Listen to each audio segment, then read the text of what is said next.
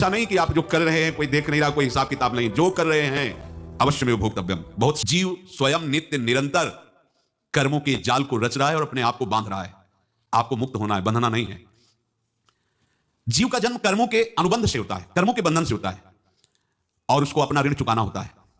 कर्मानुबंध ये बहुत सूक्ष्म विषय है। जैसे आप जिस परिवार में जन्म लिए हैं तो उस परिवार के लोगों से आपका ऋण है, इसलिए उसी परिवार में आप आए हैं। और ऋणानुबंध उसको बिना चुकाए या बिना वसूल किए आप वहां से जाएंगे नहीं।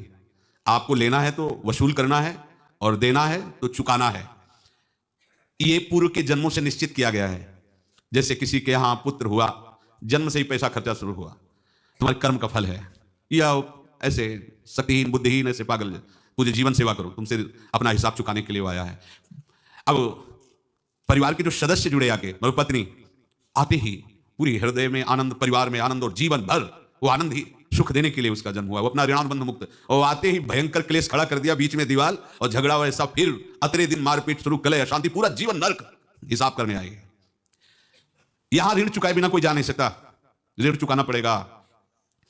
किसी का ऋण वसूल करना है तो किसी को ऋण चुकाना है, दोनों काम करने होते हैं। अनेक जन्मों में अनेक लोगों के साथ हमने जो बर्ताव किए हैं, अच्छे या बुरे, वो होंगे।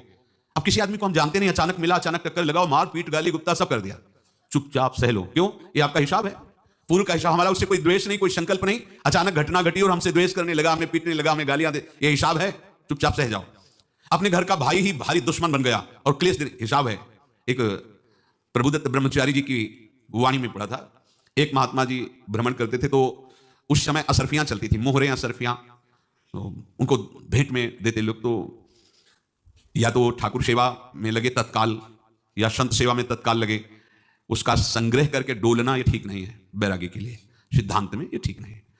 तो जब 2, 4, 6, 8 ऐसे मोहरे हुई तो उन्होंने विचार किया कि और भ्रमण करके जब काफी मोहरे हो जाएंगी तो प्रयागराज में जब कुंभ पड़ता है, एक बार पूरे सब अखाड़े के संतों को, अलग अलग संप्रदाय सब संतों को बुलाएंगे और सबको पुआएंगे। अब साधु है तो यही विचार करेगा, और क्या विचार करेगा। तो उन्होंने एक ऐसे डंडा बनवाया, बेंत, जो ऊपर से चूड़ीदार और भीतर पोला, और मोहरे उसमें डालते गए। और भ्रमण, जहां जहां श्रद्धालु भगत थे सबके यहां जाना और इच्छा रखना कि एक मोहर तो दे दे दक्षिणा में। कामना कोई भी हो वो बांधती ही है, ध्यान रखना। इसलिए प्रभु जो चाहे वो करे, अपनी चाह नहीं रखनी चाहिए, अपनी चाह प्रभु की चाह में मिला देनी चाहिए। धीरे धीरे वो छड़ी भर गई, भ्रमण करने वाले महात्मा चूड़ी लगाई, इंतजार करते रहे। जब प्रयाग का कुंभ पड़ा तो चले। तो रास्ते में एक गांव में पूछा जाता है, जिससे कहीं लोगों कि कोई श्रद्धालु ऐसा है जो संत सेवी है। तो कुछ लोगों ने बताया, हाँ एक परिवार है बहुत संत सेवी है और आपको मिलाते हैं उनसे। हाँ ये महाराज, घर में रुका, खूब अच्छा हलवा पूड़ी पवाया, और जो घर के मालिक थे चरण दबाए। चरण दबाते दबाते उनकी दृष्टि पड़ी उस डंडे पे, इतना मोटा और ऊपर से कुछ चूड़ी सी भी नजर आ रही, इस डंडे में तो कोई रहस्य है ही है। अब महात्मा जी को खवा पिला के सुला दिया। महात्मा जी जब सो गए तो पत्नी से धीरे से कहा, वो डंडा लाओ बाबा जी का।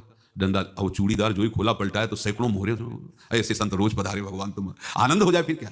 पत्नी से कहा, नाप के कंकड़ लाओ। वो तो महात्मा जी तो खाए खीर पूरी, आराम से सो रहे। रात में पूरी प्लानिंग करके उसमें कंकड़ भर के चूड़ी लगाकर सिराने रख दिया, सारी मोहरें हटा ली। महात्मा जी आराम से छड़ी उठाए तो वजन पक्का। वैसे बड़े लोग चतुर होते हैं, पर ये नहीं जानते कि कर्म कितना भयानक होता है। और उनकी कोई संतान नहीं थी, पर धन में इतना प्रेम उनको था। बहुत सावधान साधु महात्माओं के पास जो अर्थ है, गृहस्थी अगर आता वहीं से है, पर अगर उसको जोर जबरदस्ती या किसी छल कपट से, तो वो उसका विनाश ही करता है। आज तक का प्रमाण है। अब उनको ये भाव पता नहीं होगा, या पता होगा तो लोभ के कारण वो उसको मान नहीं पाए होंगे। महात्मा जी गए प्रयाग में, किसी अखाड़े पर रुके और वहां प्रार्थना की कि कल जो है संपूर्ण अखाड़ों का निमंत्रण किया जाए और सब संतों को भोग पवाया जाए, उनको दक्षिणा भी दी जाए। महंत ने सोचा कि बहुत बड़ा है तो उत्सव है, क्योंकि प्रयाग में कितने हजारों संत महात्मा सब। उनका महाराज बोरों इसमें चीनी और टीनों घी लगेगा, सब व्यवस्था। बोले आप मंगाइए, एक एक हिसाब हम करेंगे, हमारे पास सब व्यवस्था है। बोले कुछ तो पहले दे दो, इकट्ठे देंगे हम। उनको था कि अगर हम छड़ी खुला और 2-4 मोहरे दी, किसी पता लग गया तो गड़बड़ हो सकती। बोले हम भंडारे के समय आखिरी में सब कुछ आपको दे देंगे। ठीक है। वो अपने पास से पैसे लगाकर खूब जितना सामग्री सब लाए, लाखों की, और सब संतों को निमंत्रण कर दिया। संत जन निमंत्रित हो गए, भंडारा बन रहा है। तब वहां के महंत है, उनका देखो भंडारा भी बन रहा है, संतों को निमंत्रण। अब आप अर्थ की व्यवस्था कीजिए। क्योंकि इतनी बड़ी हमारी सामर्थ्य नहीं थी जितना किसी तरह हमने व्यवस्था की। अब मुझे अर्थ चाहिए, तभी आगे की व्यवस्था बढ़ेगी। संतों को दक्षिणा देंगे और जिनसे अर्थ लिया उनको दे। देखो रसोई बन गई सब। उनका छत में विश्वास नहीं तो ये अभी चूड़ी खोली। उनको तो था ना कि मोहरे हैं कंकड़। तो जैसे कितना उनको सदमा लगा होगा, हजारों संतों का निमंत्रण, रसोई बन, संत होके छल कपट। तो उनका महाराज आपने तो हमारा नाश कर दिया जो महंत थे। आप बताओ रसोई बन गई, संत निमंत्रित हो गए, आप ये कंकड़ दिखा रहे हैं हमको। आपने तो हमें बर्बाद कर दिया। हमारी इतनी सामर्थ्य नहीं थी, आप पहले बता देते। संत होकर ऐसा छल कपट। अब वो बोले तो क्या बोले, क्योंकि उनको पता था कि मोहरे हैं इसमें। अंदर से उनका चिंतन गया उसी सेठ के पास, अच्छा ऐसा धोखा हमारे साथ किया भोग। क्योंकि किसी का भी हृदय, मान लो किसी भी जीव जंतु को आप कष्ट दें और उसका हृदय आह भर जाए, तो वो आह वज्र की लिखत में भोगना पड़ेगा। वो देखो भीष्म जी को भोगना पड़ रहा है। सांप को ऐसे धनुष की नोक से उठाया और बंबूल के कांटों के ऊपर फेंक दिया, कई दिन तक सदा हुआ, वो आह भर करके मरा। तो आपको 6 महीने बाणों की सैया पर आह किसी की ना लेना जिंदगी में। कोई ऐसा कोई आह भर करके कह दिया तुम समर्थ हो, हम तो कुछ कर नहीं सकते, और अंदर से दुखी, फिर तुम्हारी सामर्थ्य काम नहीं करेगी, मिट्टी में मिला देगी। फिर ये तो संत थे और भगवत आराधना के लिए, संत आराधना के लिए ही ऐसा किए हुए थे। अब इनका कैसे मुंह दिखाएं, अब क्या करें। सुबह संत जन आएंगे, सबके बीच में हमारी ये देखो इन्होंने, अब क्या करें। गए और संगम में जाके छलांग लगाई, अपने प्राण त्याग दिए। अब उनकी तो पास मोहरे थी और व्यापार बढ़ा, और 9-10 महीने बाद ही लड़का हुआ। अब तो उनको आके संत फलीभूत हो गया। देखो व्यापार चल रहा, लड़का नहीं होता था, लड़का भी हो गया। बड़ा आनंद छा रहा है। जब से वो प्रकट हुए और धन की वृद्धि शुरू हो गई, पढ़ाई लिखाई में उनके खर्चा हुआ सब, बस बीमारी शुरू हो गई उनके शरीर में। अब उसमें पैसा जाना शुरू हुआ। इतने आसक्त वो दोनों हो गए कि कुछ भी हो, व्यापार ठप, संपत्ति बेचना शुरू। तब उन्होंने कहा कि बेटा मैं क्या कर सकता हूं तुम्हारे लिए। बोले हमारी अंतिम इच्छा है प्रयाग चलो, और जितने प्रयाग में संत महात्मा सबको एक बार भंडारा करवाओ। हमारी इच्छा अंतिम है, क्योंकि अंतिम यही इच्छा थी। तो बोले अब ज्यादा संपत्ति तो नहीं रह गई। तो बोले घर बेच दो, मेरे लिए ही तो है, बेच दो। मुझे लगता मैं बचूंगा नहीं, पर मेरी अंतिम इच्छा पूर्ण कर दो। घर बेच दिया, जेवर बेच दी। वहां गए, जब संत सेवा की तो बोले मुझे संगम तक ले चलो। संगम तक ले गए और बोले समझे तुम चुराए थे और हमने उसको छीना है, कुछ नहीं रह गया तेरे पास कुछ, अब केवल ममता और आसक्ति में जलकर मर और नरक प्राप्त कर। मैं वही महात्मा हूं जिसकी तुमने मोहरे ली थी, शरीर छोड़ दिया। महात्मा को जन्म लेना पड़ा और इनको दुर्गति भोगनी पड़ी। ऋणानुबंध होश में। ऐसा नहीं कि आप जो कर रहे हैं कोई देख नहीं रहा, कोई हिसाब किताब नहीं, जो कर रहे हैं अवश्य में भोक्तव्यम। बहुत सावधान। अनेक जन्मों में अनेक लोगों से जो कुछ लिया दिया है, इस लेने देने को मिटा देने के बाद ही तुम मुक्त हो गए। इसीलिए एक उपाय है, लेना न देना मगन रहना। क्या? मालिक को समर्पित हो जाओ, मालिक को अपना माना हुआ समर्पित कर दो, खत्म। अहम त्वाम स्वरूपापेभ्यो मोक्षयिष्यामि, सब खत्म। आगे पीछे लेना देना सब खत्म। एकादश स्कंद में भगवान श्री कृष्णचंद्र जी ने कहा जो मेरे चरणों का आश्रय लेकर भक्त मेरा भक्ति करता है, उसके पितृ ऋण, मातृ ऋण, देव ऋण, ऋषि ऋण, सब ऋणों से मैं मुक्त कर देता हूं। बस यही एक उपाय है जो इसके बंद करने का उपाय भक्तों के लिए है, वो यही है, भगवान की शरण में होकर अपना माना हुआ पूरा भगवान के अर्पित कर दो। अर्पित करने का तात्पर्य उसमें आम हटा दो। तो दियम वस्तु गोविंदम तुभ्यमेव समर्पये। जिनसे तुमने सेवा करवाई है उनकी सेवा करनी पड़ेगी, जिनसे तुमने जो कुछ लिया है उनको देना पड़ेगा। ये लेने देने का व्यापार जब तक समाप्त नहीं होगा तब तक तुम्हारा जन्म मरण चलता रहेगा। अब आपको यहां समझना है, यदि आपसे किसी ने पैसे लिए बेईमानी करके नहीं दे रहा है तो आप उसको गाली मत दीजिए, आपने बेईमानी की थी इसलिए आपकी बेईमानी हुई है, ले गया, कोई बात नहीं है, बंधन से मुक्त हुए, जो बोझा था चला गया। उसको ऐसा ना देखे कि ये बेईमान हमारे रुपए मार लिए, अब जो कुछ होगा देखेंगे। अगर आप आगे नया कुछ करते हैं तो फिर आगे का हिसाब आपको भोगना पड़ेगा, ध्यान रखना। ऐसा नहीं है कि आपको भोगना नहीं पड़ेगा। एक ही उपाय है कि अब जो शरीर धारण किया इसी में जो भोग ले आगे ना होना चाहिए। तो क्या करें? सर्वतो भावेन भगवान की शरण ले ले। ये तो सर्वाणि कर्माणि मयि सन्न्यस्य मत्पराः अनन्येनैव योगेन माम ध्यायन्तु उपासते तेषामहं समुद्धर्ता मृत्यु संसार से। ये बड़ा कठिन है पार होना, कोई छोटी मोटी बात है। एक महात्मा बाल्यावस्था से भजन करते थे, शालिग्राम भगवान पास रखते थे और उन्हीं की आराधना करके बस पाठ, नाम, जप और भ्रमण करते थे। यौवन अवस्था थी, गंगा जी के किनारे अपने ठाकुर को विराजमान करके स्नान करने के लिए कपड़ा ही उतार रहे थे कि 90 लोग आ गए, भाला तलवार सब, मारो मारो इसको मारो, घेर लिया। तो उन्होंने हाथ जोड़कर कहा हमने क्या अपराध किया, कोई सुन ही नहीं रहा। तो उन्होंने कहा मार तो डालोगे ही आप, 90 लोग, हमको अस्त्र शस्त्र तो लिए नहीं, एक बार हमें गंगा में डुबकी लगा देने दो और अपने ठाकुर को स्नान करा देने दो, फिर इसके बाद आप मार देना। भगवत इच्छा से लोग रुक गए, स्नान किया और अंदर से प्रार्थना की, प्रभु ये क्या लीला है आपकी सिवा मेरा कोई है नहीं और ये मुझे मारना चाहते हैं। तो भगवान ने जानते हो क्या कहा उनके अंतर में? तुम मेरे में ध्यानस्थ होकर के शरीर को छोड़ो, ये लोग मारेंगे।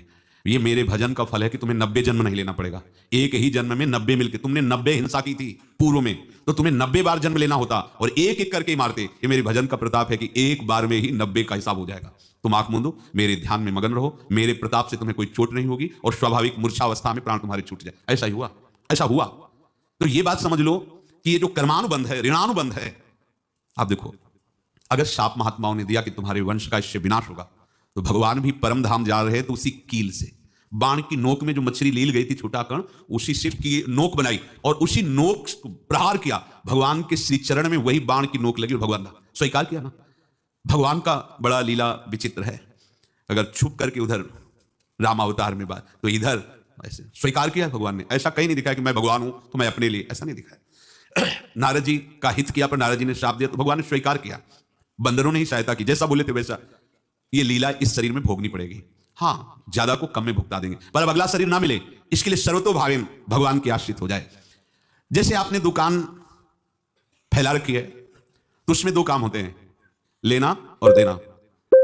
किसी को उधार दिया है तो हमें उससे लेना है, और कोई नगद देकर सामान ले रहा है तो उससे सामान देना है, या उधार लिया है तो हमें उधार देना है। अब अगर दुकान बंद करनी है तो तुम्हें देने वालों पर जोर देना है, लेने वालों पर जोर नहीं। लेने वाला तो जाओ, हम क्षमा किया, समर्पित किया, हमारा कोई संबंध नहीं, खत्म हो जाए, वो खुशी हो जाएगा। लेकिन देने वाला तुम अगर दुकान भी उठा दोगे तो जहां भी रहोगे तुम्हारे पास वो आएगा, लाइए हमारा। तो देने पर नजर रखिए, जिसका जिसका हिसाब है वो आपके सामने आता जाए, हटाते जाओ। लेने पर नजर मत रखिए और दुकान फौरन उठा दीजिए, नहीं अगर लेते देते रहे तो चलता रहेगा। आगे चलकर कुछ लेना ना देना, मगन रहना बस अपने प्रभु के चिंतन में। अब हम कैसे जाने कि किसको क्या देना है, हमें क्या पता।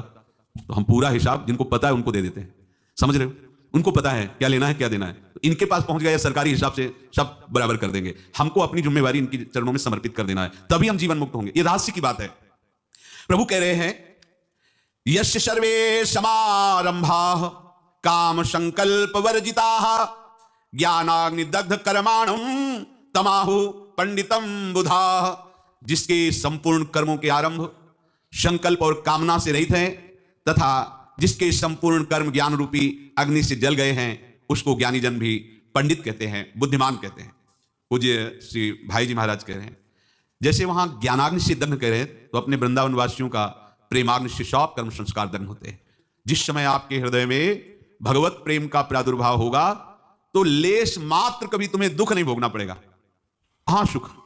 जब प्रेम का प्रादुर्भाव होगा तो समस्त पाप भस्म हो जाते हैं, अशांति नष्ट हो जाती है, संसार ज्वाला स्पर्श भी नहीं कर सकती है। जब भगवत प्रेम का प्रादुर्भाव होता है तो हो सकता है उस उपासक के जीवन में दुखों का पहाड़ टूट पड़े, परिवार खिलाफ, शरीर रोगी, अव्यवस्था, बहुत बहुत कुछ, सब कुछ। कह रहे हैं इतना सब होने पर भी उसके हृदय में कोई भी दुख नहीं होता। ऐसा सामर्थ्यशाली भगवत प्रेम है।